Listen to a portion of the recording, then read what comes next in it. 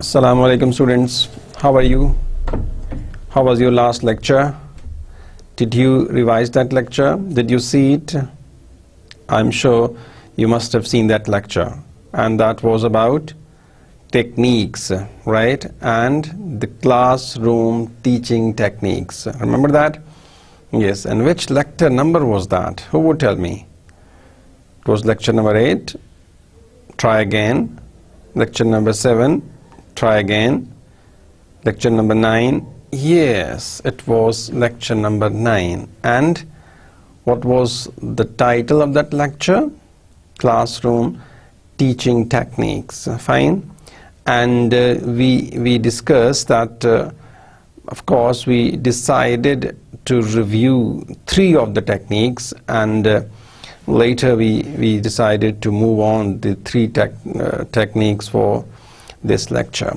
So in the last lecture we started talking of classroom teaching techniques, and why again we are talking of these techniques, because you see the TOEFL, the course that you are having in this semester, and you already had the first phase of this course in the last semester.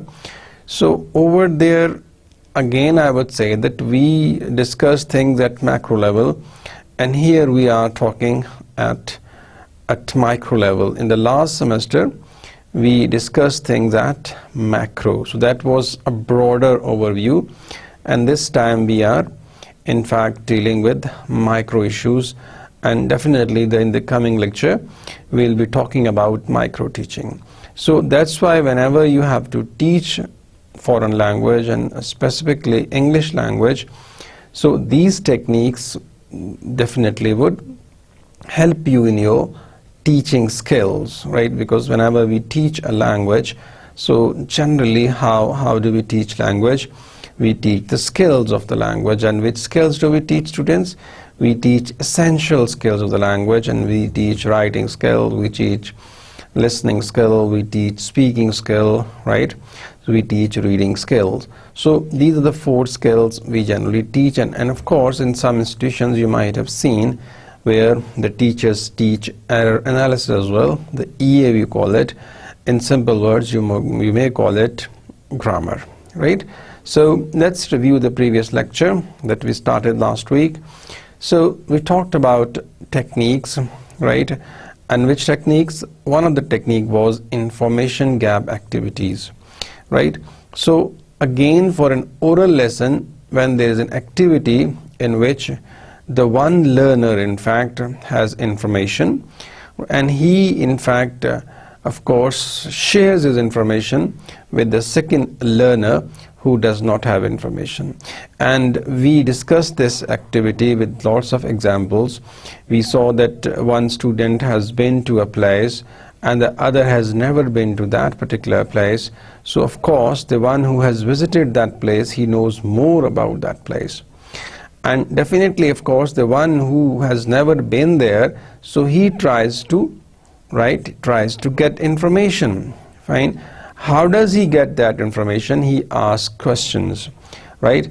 And the one who knows much about that, and one who has been there, so he in fact in a position to tell the person about that place that he visited, about that city that he visited, or about that the country that the person has visited. And we gave example of Canada, that of course there is a student, so he has just been to Canada and his visit is fresh, and he stayed there for a month, and of course there is a student next to him, so he intends to know about the country, right? So in this way what happens? You see, one student who has visited that place, he has information, and the other of course he wants to seek information, so there is information gap activities. So in this way a communication takes place. It's a two-way process. I mean, the one person asks question, other person replies. So in this way of course language learning is there. And how do they learn language? By discovering, by asking questions. So this activity is useful because it is multi-purpose activity.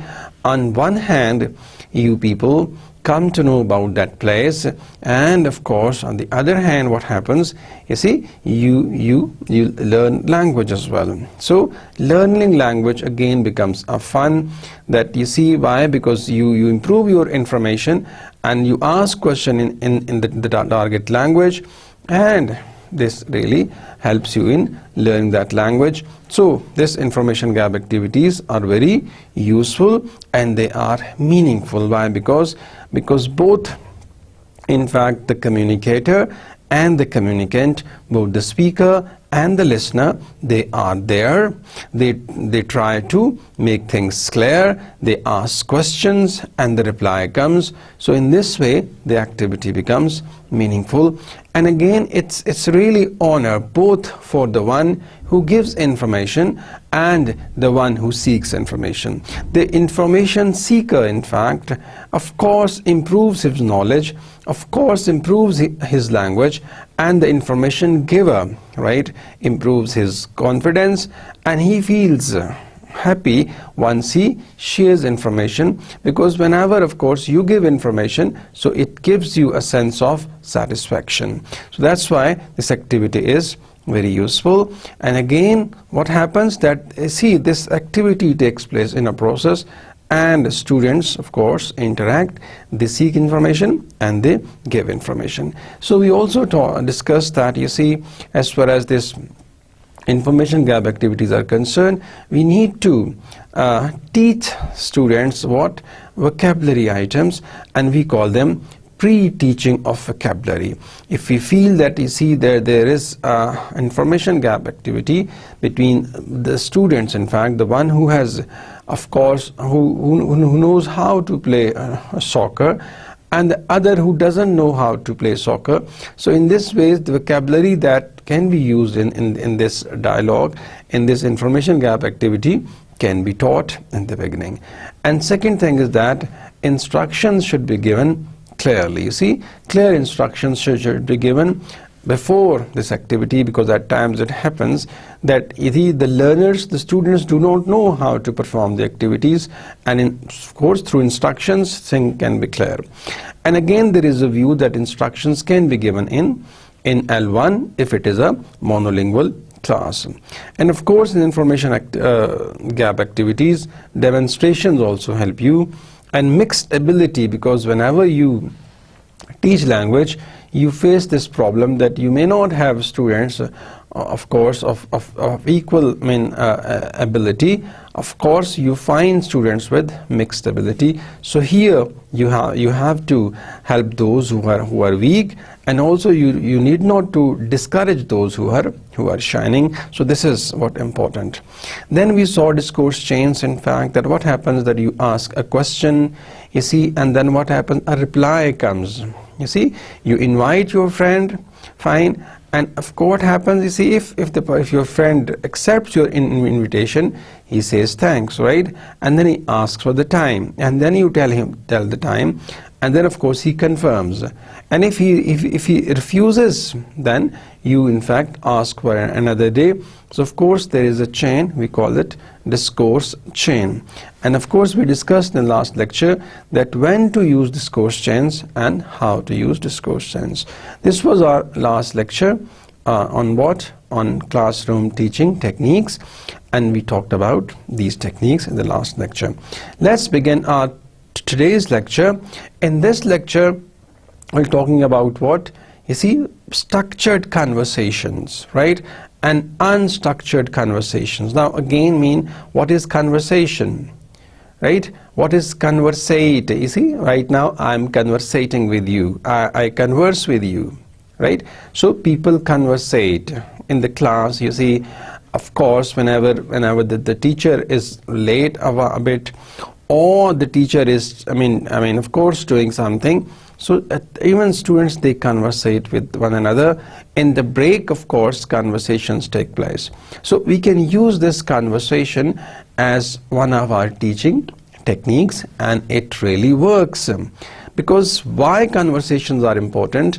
Because in this process, the process of conversation, what happens that, you see, students, they conversate with one another, they express their feelings with one another, and of course they ask questions and they get reply. So conversations take place in the class. Why? Because of course we are social beings, and we make society, of course, we live in a society. And how do we make societies? Through our conversation, through our language. So the conversations, in fact, can be an activity in teaching a foreign language. So again, now, what is, as far as the conversation is concerned, this conversation can be structured conversation and unstructured conversation. Now the question is, what is a structured conversation? As you see, the name shows that there is a structure of conversation given to the students in advance, right? So a structured conversation in which students know the complete format and structure of a conversation, and they need clues which direction to follow. Right? So when maybe of course you might have heard about this structured interviews, where interviewing panel has a set of questions to ask. So we call it a structured interview. And some situations there is no set pattern for the questions, so we term that interview unstructured interview. So structured conversation is the one in which, you see, a format, structure, complete dialogue, of course, is given, right? And unstructured is what which happens at the spur of the moment. So you might be thinking, which is better? Obviously both are, of course, better. Some people, people have different views. Some say that the unstructured conversation is better because it is more natural as compared to the structured conversation. Over why? Because that is a structure, a dialogue that is provided. So let's see how we can use this conversation, structured or unstructured, in teaching a foreign language. So my dear students, conversations are important in the class, right? At times you find that people make noise. So noise is different thing. Conversation, of course, if you feel that people they discuss, they conversate fine without making noise, right? So the point is that how conversation, in fact sometimes many conversation classes fail because there are some, as the point is that, you see that what are the problems in conversation classes. And this reminds me that, in some institutions, some universities, they offer a specific course and they call it conversation skills, right? So in that course particularly, the students come and, you see, they learn how to conversate in the target language, and the course name is called conversation skills.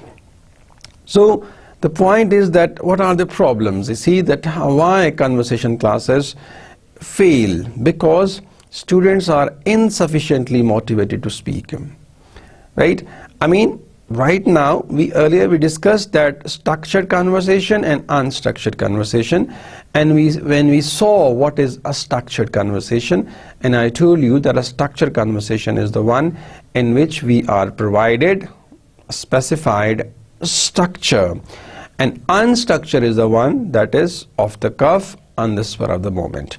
So why some people say that conversation classes they are failure, they have problems? Why they are failures? Because students are insufficiently motivated to speak. Because motivation, in fact, prepares students for speaking.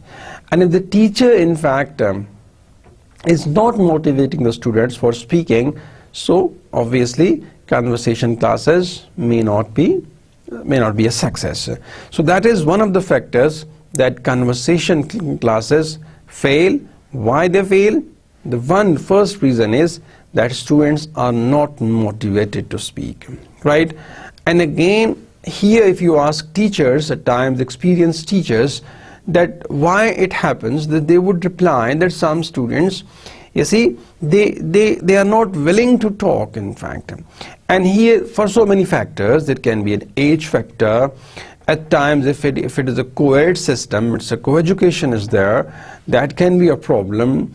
Or sometimes students have hesitations, or students come from a different medium of instruction, right? Or students have a psychological problems. So many reasons are there, you see. Or students have a fear, in fact, fear of making mistakes, so they don't speak. So here comes the role of the teacher, that how he motivates the students. If he succeeds in motivating the students, so conversation classes would be a success. So if the teacher fails to motivate, so it can be a failure. So here means the teacher's role is very important, that he should have that motivational skill, that persuasive skills to help, in fact, students to talk, to speak. Another point that can, in fact, cause failure of conversation classes is, we call it, too few students participate, right? I mean, in conversation classes, if most of the students take part, it's a good thing. But the point is that not everybody, right, shows his willingness to conversate, and this particularly, of course, happens maybe at the beginning of the class. Sometimes the teacher gives confidence, so this problem can be addressed.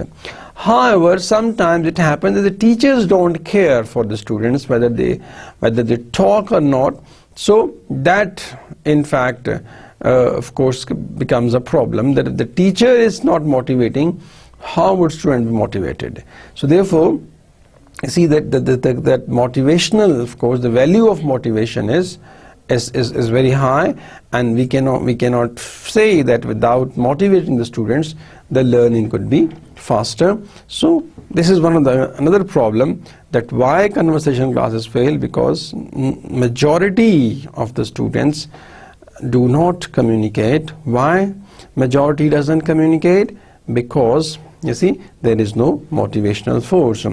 The teacher does most of the talking, right? Again, of course, sometimes the conversation starts and the teacher takes maximum time. It happens, of course, in a language class when the teacher comes, particularly in the morning. If it is a first class, and of course, and the teacher is fresh, so he takes more time, consciously or unconsciously. Especially it happens in the morning. When you start off, the teacher is fresh, the student is fresh. So teacher, of course, is used to, so I mean, at times it happens that the teacher makes more time, right? Teacher, in fact, consumes more time as compared to the learners. So this can again be a problem, that what happens, that you see, makes conversations failure.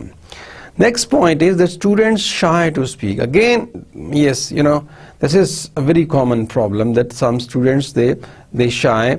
And why they shy? Again, there could be so many factors. There could be psychological problems, right? Or some people have this stammering problem. Some students have what you call them, that they lack in confidence, and some students find this language as a big thing. They feel they cannot talk, right?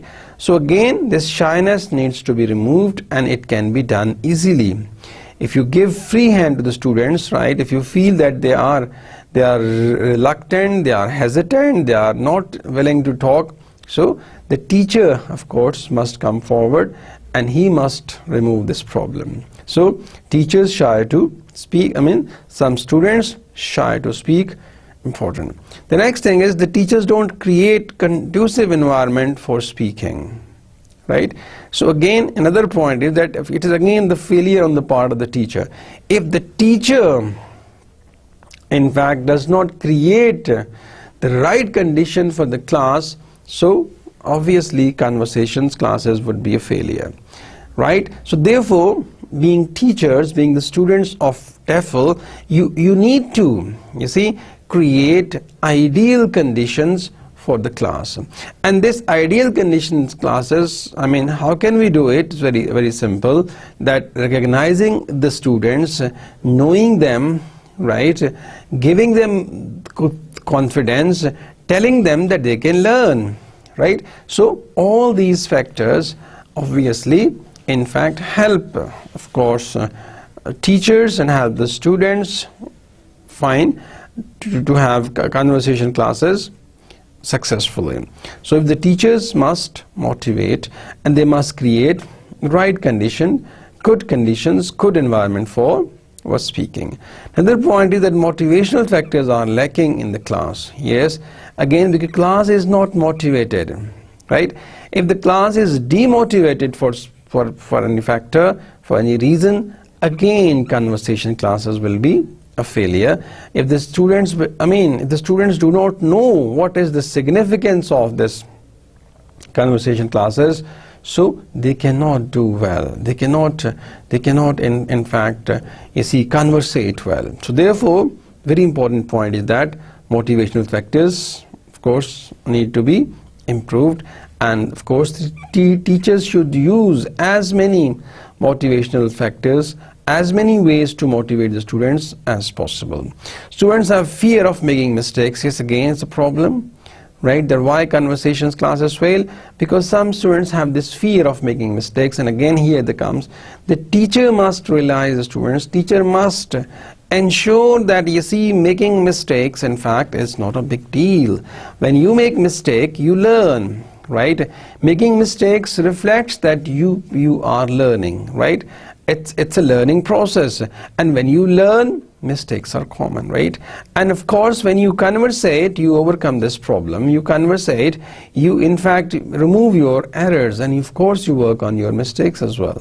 So without doing any activity, without talking, this mistakes cannot be shunned off, cannot be removed. So that's why the teachers, of course, must realize, the students must ensure that mistakes are there. The people make mistakes, of course, and they need not and take mistakes as a positive step, because if you make mistakes, it means you are in the process of learning, and if you are not making mistakes, maybe you are not learning, right? So people who learn, yes, they may make mistakes, right?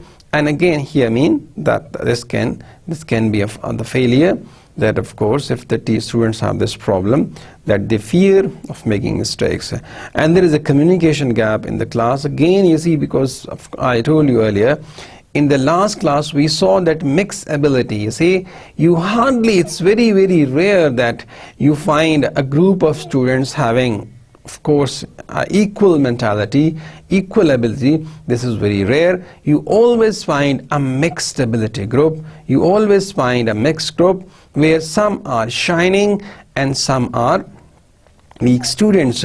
So this situation particularly, if you have a mixed group, so you will see communication gap, right?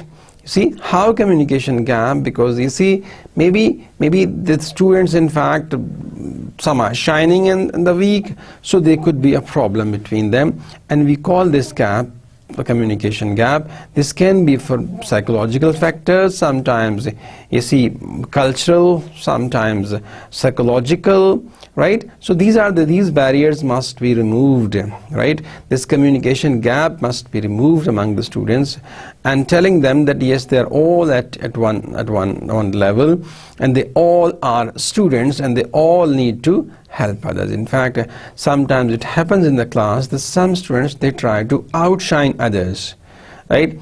And in this process, what happens, that others may be ignored, right? So if some students are outshining, fine, you cannot discourage them, but it does not mean that you ignore those who are weak, right? So therefore, giving chance to all, right?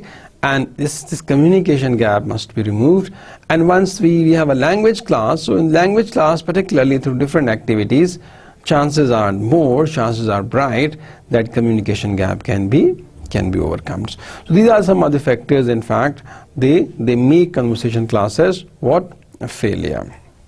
Now students, of course, talking about structured conversation, so you have pyramid discussions. Now, what is pyramid discussion? What is pyramid? Pointed at the top and broader at the bottom, right? So this is what is pyramid discussion. Now what is pyramid discussion? This technique could be used with a wide variety of topics. Example, we will base on discussing on camping, in fact. Now for example, you can have what, for example, in pyramid discussion you have to take an activity in your mind. For example, in this situation we're talking about camping. So what happens in camping? The teacher tells the group that they are going to spend 2 weeks camping in Pir Chanasi, Muzaffarabad, or anywhere else, right? So what is it? It's a camping, right? It's a 2-week camping, and the teacher tells them that they are going to spend time, and to warm them up for it and to bring to the foreground all they know about the topic. You see, so this is what that you see. Supposing they are going to have the camping and they need ins and outs, they need details about the camping. For example, in the informal discussion about who has actually been camping and what the weather is likely to be at that time of the year, because you are going to have a camping, 2 weeks camping, so you have a discussion, right? And you might tell them about Pir Chanasi, you might tell them about various Pir Chanasi, and then you will tell them the exact travel time, in fact, how many kilometers, right, of course, is it away from the place you live, right? And then if the teacher gives them a list of objects, they will definitely take. So the teacher briefs them, and the students also, in fact, they in fact have discussions. So why we of course mean that earlier we discussed that pyramid discussion. So this pyramid comes from top to bottom. So teacher also lectures them, right? Once teacher briefs them, the teacher tells them which things they will take with them, right? For example, the teacher tells them that you need tents, you need sleeping bag, you need clothing, except waterproofs and overcoat, enough money for travel, basic food supplies, cooking stove, matches, and etc. Right? These things, in fact, students will definitely take, because they are going to a hill station. Are they going to a hill station, right, where the height is more than 8,000, right? And what happens, you see, over there it would be raining, it might be snowing in December, right? So what you need a tent. What else you need? You need a bag, you need warm clothes, right? And of course you need basic foods and all that. This is what we call it stage 1 in pyramid discussion, right? So in stage 1, simple mean, we call what happens that there is a group, right?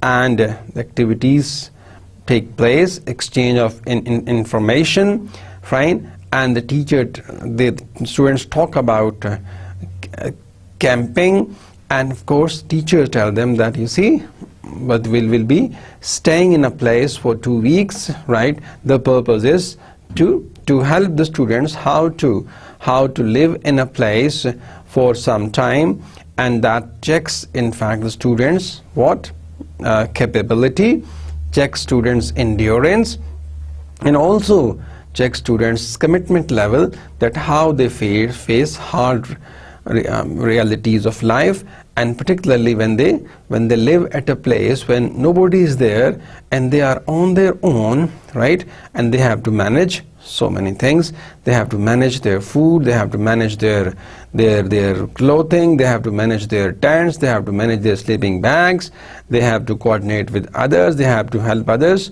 So this is all that, you see, we learn in camping. And also in camping we learn that how to seek help, how to give help, right? And all these things. So teacher tells them which thing they must take with them. That, see, things are there we talked about. So in stage 1, this is what it happens, right, students? Now in stage 2, what happens in pyramid discussion? Students are then asked to reduce this second list to 10 items. Earlier they are fine, the students had list of more than 10 items. Now in the second stage they are asked to reduce the list to what? To 10 items on their own. They should choose the things they think would be what? Most useful and think of good reasons for their choice, right? The initial decision making is important because it forces the students to invest part of themselves in the task. So now in this stage again, more decision making is required, where they are asked to reduce the number of items, and when they reduce the number of items, they need to tell, why am I? Well, so when you reduce things, what do you do? Of course, you have to make a decision that, you see, why am I? For example, you see, if earlier I was taking 3 overcoats, so I remove now, of course, I just take 1 overcoat with me, because I have to manage by luggage in a fix, of course, in a small bag that I can carry, that I can carry in my backpack, of course. So they should choose the things, right, they think would be most useful, and think of good reasons for their choice, right? Why you say that matchbox is important? You see, you need that, of course, you are going in a place where it would be cold, so you need to lit fire. So for this, matchbox is important, and of course maybe kerosene oil, because if you cannot carry in fact a small cylinder with you, so you can have a kerosene oil for fuel purpose in fact. So here in the stage 2, what happens? Decision making is involved, right? Students choose items, fine, and they, of course, they have to make decisions. This is what we call it stage 2 of what? Pyramid discussion. In stage 1, simply what happens, students? We talk in the stage 1 that, see, briefing is given, students in fact come to know about the place. Now the stage 3 is there, my dear students. Students are then put into pairs and asked to compare and combine their list and produce 10 items they both agree on. Is that clear? So this is what it's important for each student justifies the other why they think something should be included and why they are prepared to leave something. So in this case, the third stage is there, where in fact in pairs, students are put into pairs and they are asked to compare and combine their list, fine, and produce 10 items they both agree on.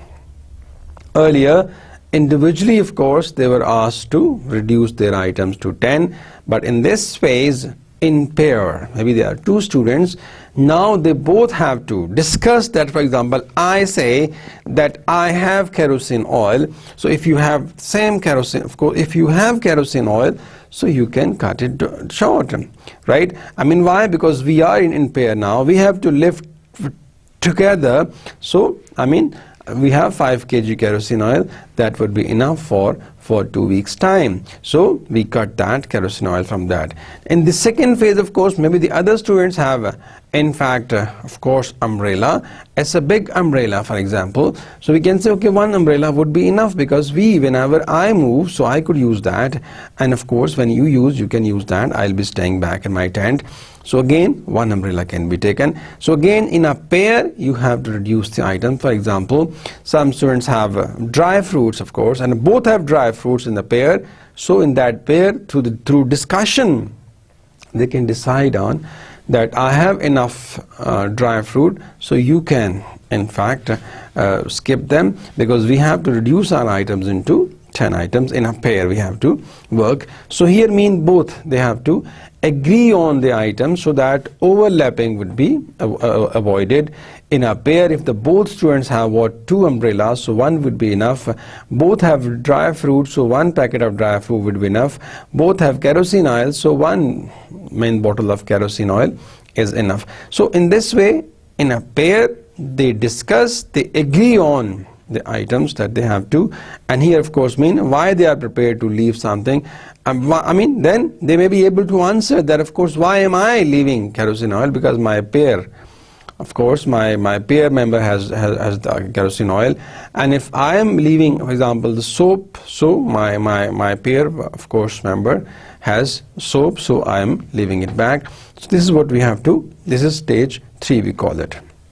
Now in stage 4, what happens in discussions, particularly pyramid discussion, my dear students? So the pairs are asked to form groups of 4 and to reach agreement on a list of 10 items and so on. Earlier they were pair, of course, mean 2, right? Now what happens in the stage 4? These pairs are asked to form groups of 4, right? And to reach agreement again, right? Earlier, the pair mean they were agreed on 10 items. Now the point is that these 2 pairs, for example, they would work, they would make a group of 4, and then they have to reach on a list of 10 items, and so on.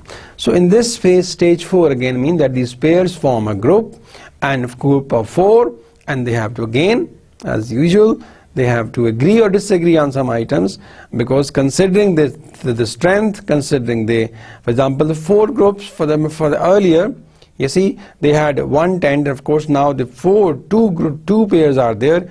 It means maybe they have got two tents. So they have, can they leave tent back? No, because there are 4. So if 1 pair sleeps in a tent, so it means 2 tents are required. But earlier they brought 4 tents, right?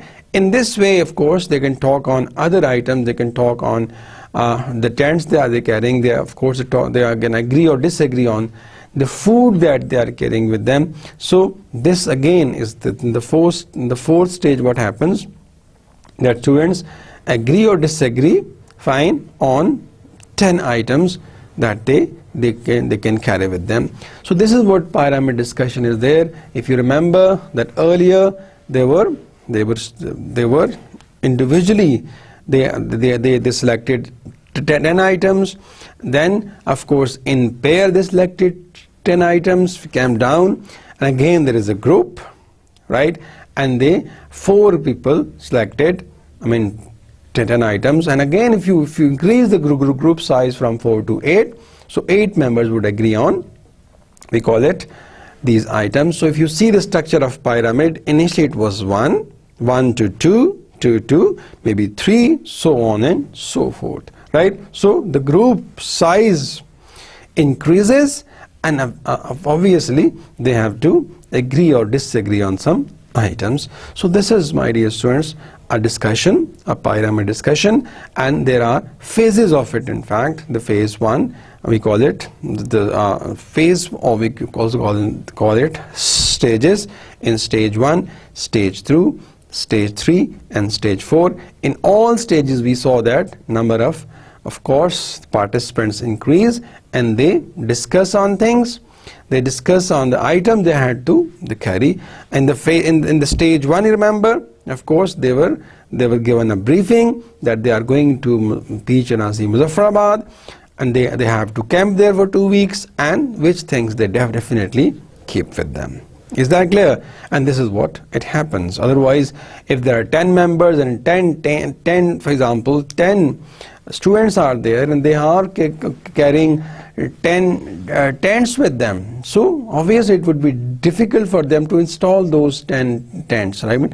Individually working in a camp, because the camp means that you are camping in fact, and you are in fact living together, you are helping others, and you are seeking help, and this is what the purpose of the camping is, right? This is what we call pyramid discussion is there. Now, using statement for conversation structure, right? Which statement we can use, my dear students? So the topic used in this example is parents, right? Earlier we discussed that pyramid discussions, and we talk about 4 stages of that. Now how can we use statement for conversation structures, right? Using what? Statement. So for example, we talk about parenting here, right? Now student, what happens? For example, the first method is modifying. There are of course methods of this, how to use statements for conversation structure. So the first method is modifying. Now what is modifying? Students are given a list of controversial statements, right? So controversial statements, and they modify. For example, what happens? Parents should teach boys to sew and girls to mend their car. So here in this statement, what happens? That in this method, you see, you want students to modify, right? So how can modify? That parents should teach boys, in fact, what? Teach girls to sew and boys to mend the car. Is that clear? Very simple, of course. And second statement can be, every child needs at least one brother and one sister, right? So how can you, modify it, that every brother needs a sister and every sister needs of course, a brother. Children should work in their school holiday and earn money, right? So this is again mean that how you modify this statement, that how that children should work in their school holiday and earn money, right? Of course, should children work or not, right? How would you modify the statements? So whenever a controversial statement is given, so they are asked to modify, right? And they can be modified as per what? Demand, right? You can say children mean school children, you can say. Of course, should work in their school holiday and earn money. Or again, it depends culture. In some cultures, right, the children should not work in their school holiday to earn money. Parents should provide them money, because you see, holidays are there for the students to relax and prepare for the next day. So this is what another one is. If you go on to this structured conversation, it is better for the whole family to live under the same roof, right? How do you modify it? It's better for the whole family to live under the same roof. Parents should not tell their children what to do after they are 16, right? Again, it's a statement, and again it's a controversial, of course. Again, it varies from culture to culture. Of course, we are talking about Pakistan, so here the parents keep on advising children even after they get married, because here our culture is that the parents, of course, they always they are expected to, of course, give positive advice, because they have lifetime experience, and they never want their kids to astray or to move away from the right path. So here, but in the Western culture, where you see after 16, the state is responsible for children education, their other needs, right? So over there, parents are not responsible for the children after 16, right? The father is the head of family, of course, right? Here's a statement, the father is the head of family, and it means that the father, of course, manages all the necessities of course the family.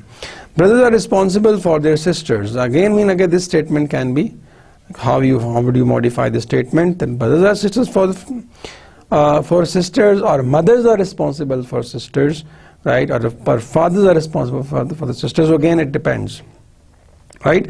So this statement, this controversial statement, my dear students, can be, of course, modified, right? And how you modify it? Obviously, you modify it by considering your culture in mind.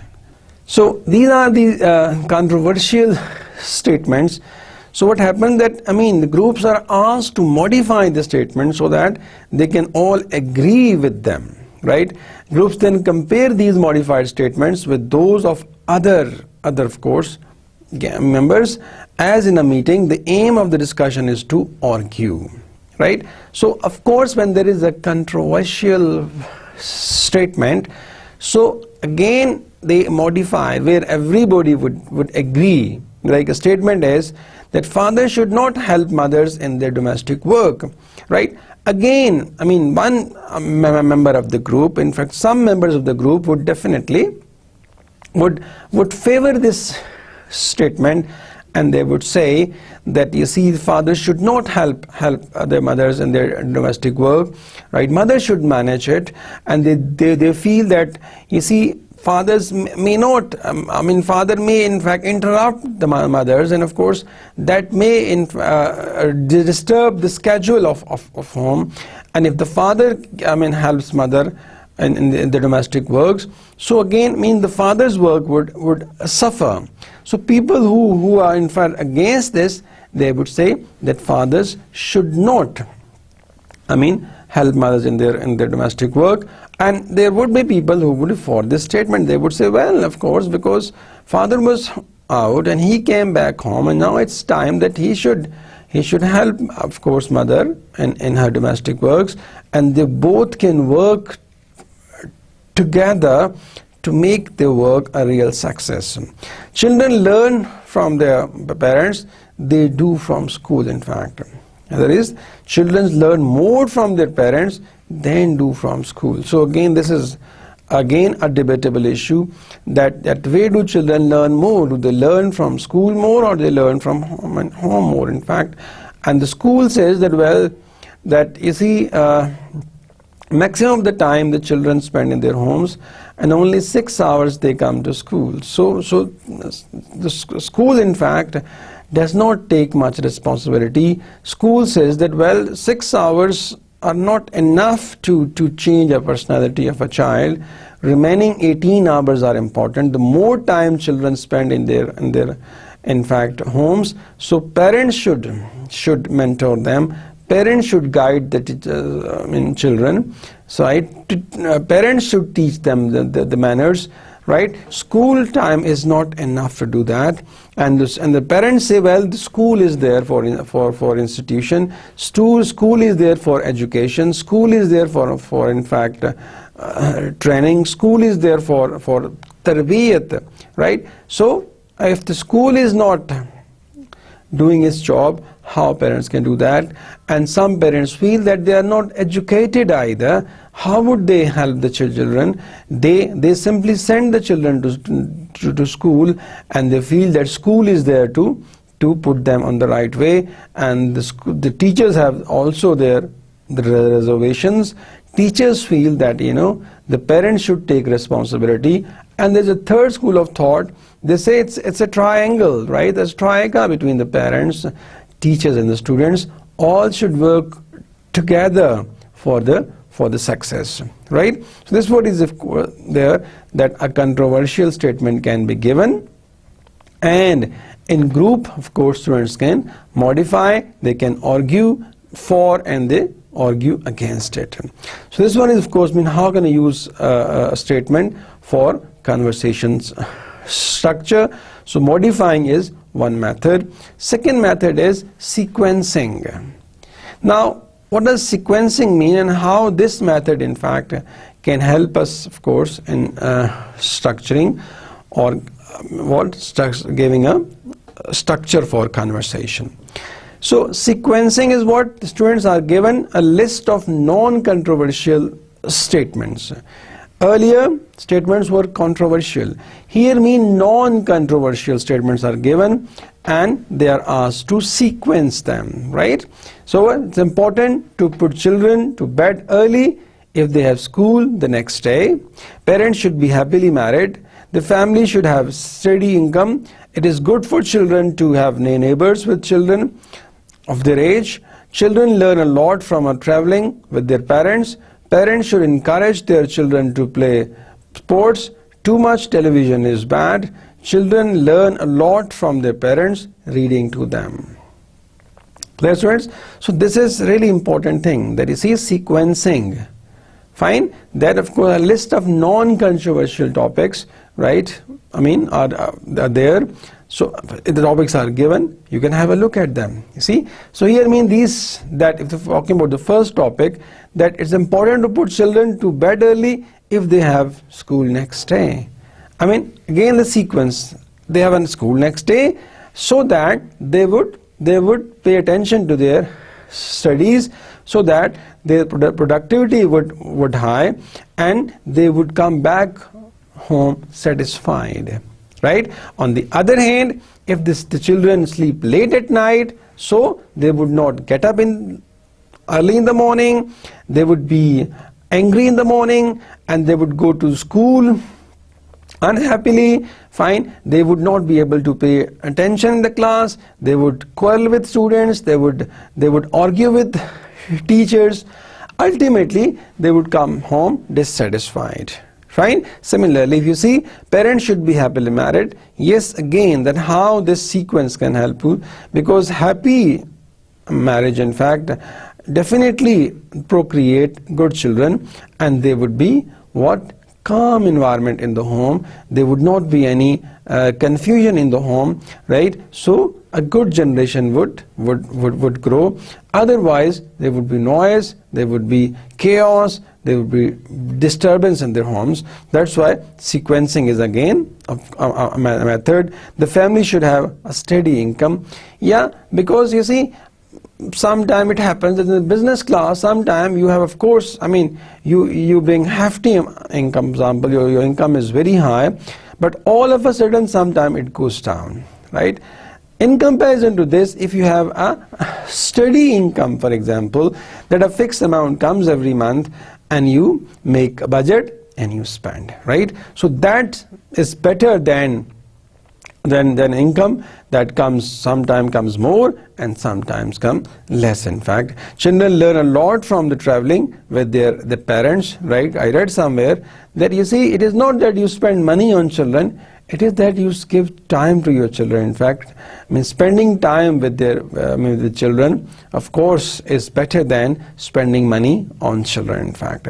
So too much television is bad. Why it is bad? Because you see, it harms your health, it harms your eyes, right?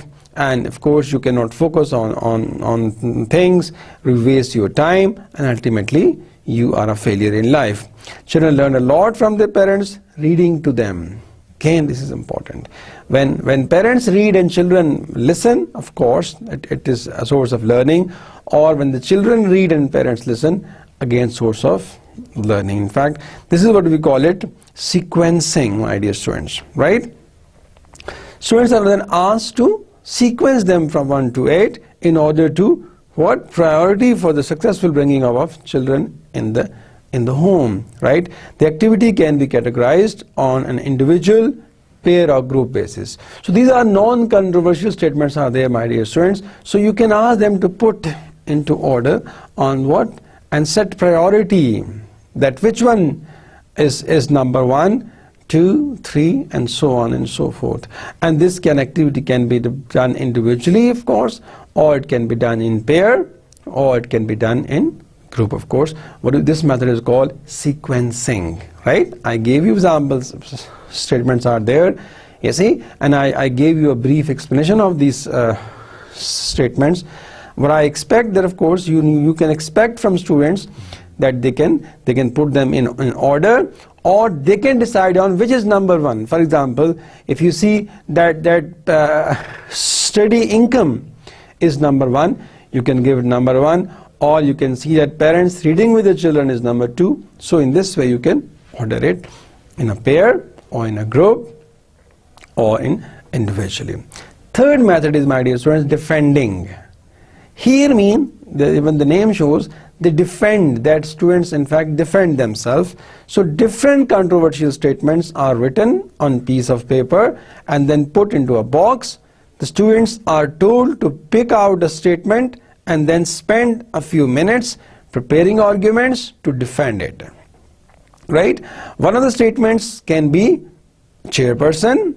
All the students then have to present their arguments in turn, answer questions and defend themselves from attack. Clear? So this is what means that you have to defend, right? I mean, again, you have to pick a statement. A statement can be picked and you need to defend it. You need to give arguments for it. Fine? And if you have to speak for it or you have to speak against it, you can take either side. You can support it or you can speak against it. In fact, this is what we call it defending. These are the 3 methods, my dear students, as far as your using statement of conversation structure is concerned, right? First one is modifying method, second one is sequencing method, and third one is, we call it defending method. These are the 3 methods, in fact. They can help us in of course giving a structure for conversation. At times students have to defend themselves, at times they have to modify, right? At times they have to sequence, in fact. So here's a picture, of course.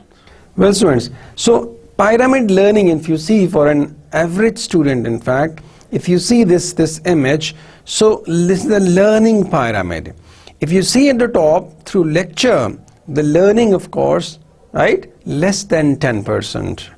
See, and then when you read something, it is 20, it is 10%, right? And if there is audio visuals, you listen and you see, it is 20%.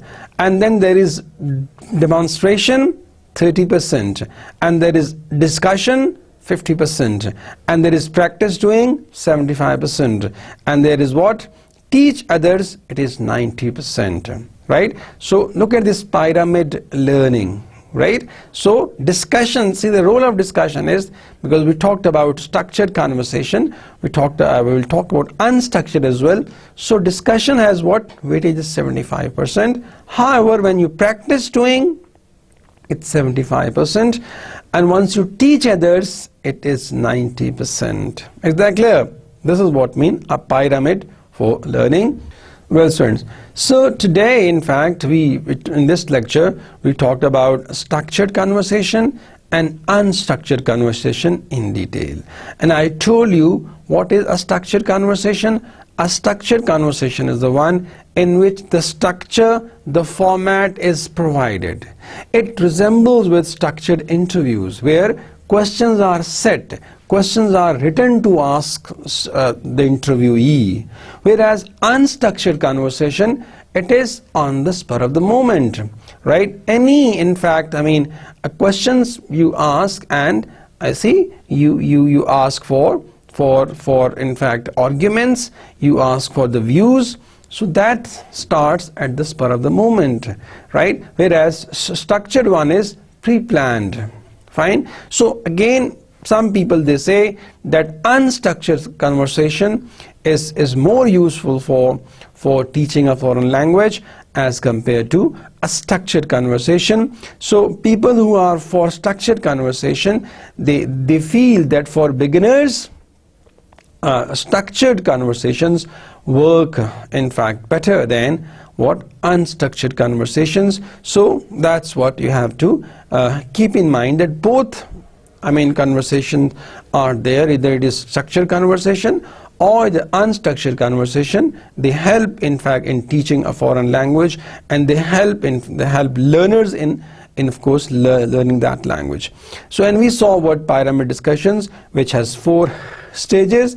In the first stage, simply of course we saw that what? There is briefing, and we took example of what? Camping. You see, in stage 1 gives information, stage 2 required discussion, stage 3 needs pair work, stage 4 requires argumentation. See, so in this way, of course, we saw that first you give briefing, fine, and things that they have to take with them, and then the next stage, of course, you ask them that in pair you have to agree on disagree, and again they have to agree on 10 items. Then again, the next one is in a group of 4, they have to agree on 10 items. So in this way, argumentation is there, discussion is there, that which items are to be carried or which items to be dropped, and the item that you want to carry, why you want to carry these items, what is their importance, right?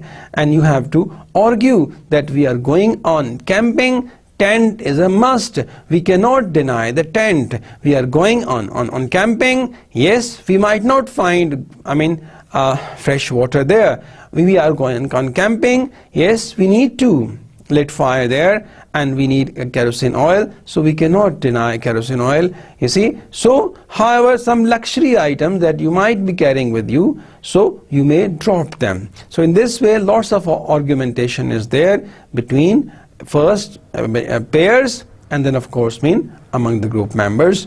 And then of course we saw using statements for conversation structures, 3 methods we talked about, that is modifying, right? You give a statement in fact, and you ask the student's child, in fact, for example, if you say that of course child is the father of nation, fine, and this statement, of course, if you ask the students to interpret it, or if I say that father is the child of, in fact, if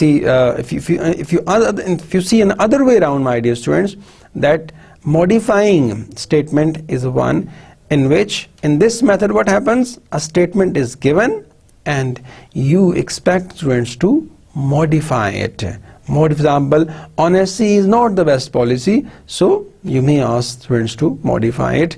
And next one is sequencing, right? Again, a list of statements can be given and students are expected to put them in, of course, in order as per the importance. And then what? Defending, again, argumentation, right? You can speak for, you can speak against. So this is what, my dear students, we talked about in this lecture. It was very important.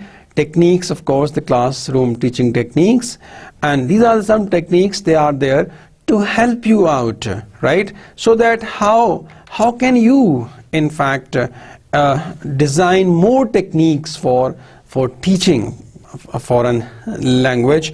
And these structured conversations or the unstructured conversations and the pyramid discussions, in fact, or in fact the methods for using statements can in fact help you, in fact, and these just can guide you that how well you can make use of them if you want to use them, or if you considering them as models, what other methods you can discover to improve your teaching. Particularly, mind you that of course a practicing teacher keeps on practicing, keeps on innovating, keeps on thinking, right? And keeps on thinking to have new techniques, right? Of course, when you give a new technique in the class, a new activity in the class, and if you use it, I mean, it works, you can document that, you see.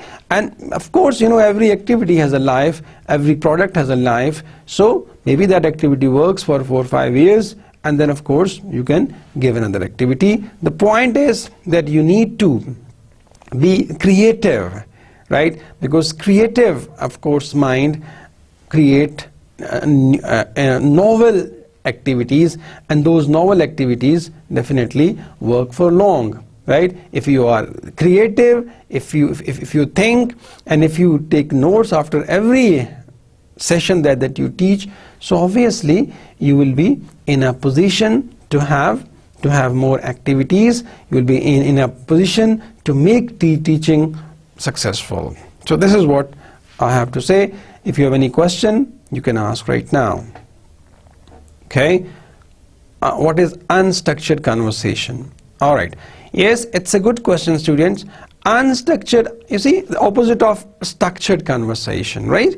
So unstructured conversation that takes place at the spur of the moment, right? For example, mic. So again, now you start talking about the mic, its use and its misuses, in fact, and how to fix a mic, and why do we need a mic. So, or for example, you see, you come in the class and weather was cloudy, and of course talk about cloudy weather. You talk about I mean, of course, other weathers. If you come in the class and it's hot, you are sweating, and you start talking about the muggy weather and all that. And if you come in the class and of course it's the first Ramadan, so you talk about Ramadan. So in this way, what?